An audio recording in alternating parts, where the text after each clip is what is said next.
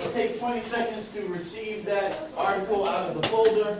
Every text, every time. 1 second. Right there. Thank you. There should be a prediction across the top. There should be some who, what, when, where, why, how down the side.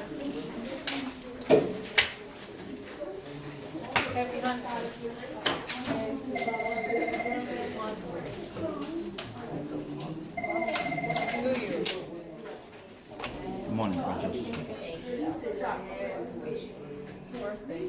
No. No problem. Got it.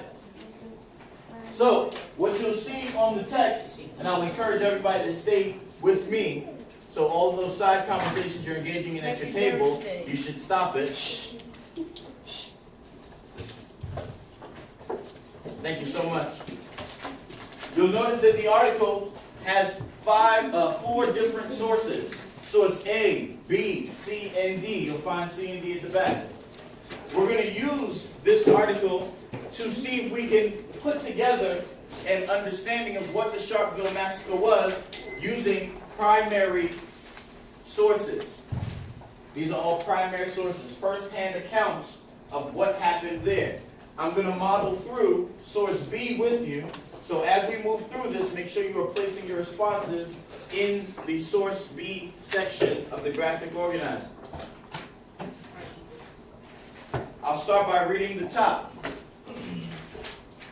The Sharpeville Massacre on March 21st, 1960, the Pan-Africanist Conference organized a protest against the pass laws. Still using the methods of nonviolent protest, they planned to march to the local police station, hand in their passes, and give themselves up for arrest. A large crowd gathered outside the police station at Sharpeville. The police fired on the crowd, killing 69 people and wounding 180 people. But what really happened at Sharpeville? When you analyze the following sources describing the events at Sharpeville, you will see that they do not agree with each other. In fact, they present conflicting views of what happened. So each of these sources is going to say something slightly different or completely different about what happened. We're going to document that here and ultimately figure out what really happened at the Sharpeville Massacre. We're going to start with the image. Make sure your eyes are on source B at the bottom of the front page, page 64, in case you need more specific direction. Using the questions on the side, we're going to go through what we can and cannot answer. So, looking at this image, can anyone tell me how many people were present, or what the size of the crowd was? Kevin, thank you for that silent hand. No, you can't. What about the people in the back? Are you unable to count those people? No. We can. We could probably make an assumption. If you had to assume how many people was in this picture, what would you say? 500. Thank you, Kevin. At least close to 1,000. Maybe 1,000. Thank you, Mr. Nash. Mr. Bentley. Maybe 6,000. But what we do know is that that is just an assumption because we don't know who's behind the person on the camera. We don't know how wide this image actually is to count for everyone that was possibly there. Not to mention the image is slightly poor quality, so we can't really do a head count.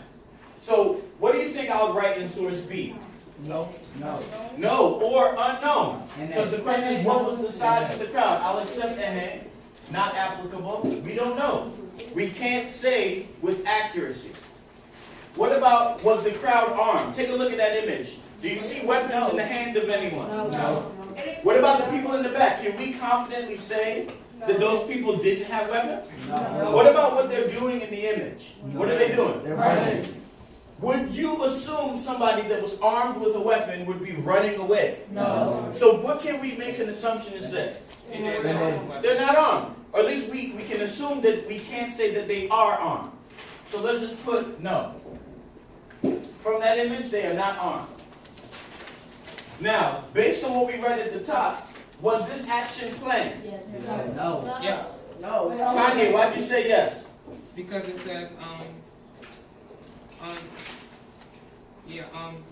on the 21st March 1960, the Pan-African this Congress organized a protest against the past laws. Snap, if you agree with Kanye that this in fact was planned. The protest itself was planned. Now we can say they probably didn't plan to run away from the protest, but they planned to be there protesting.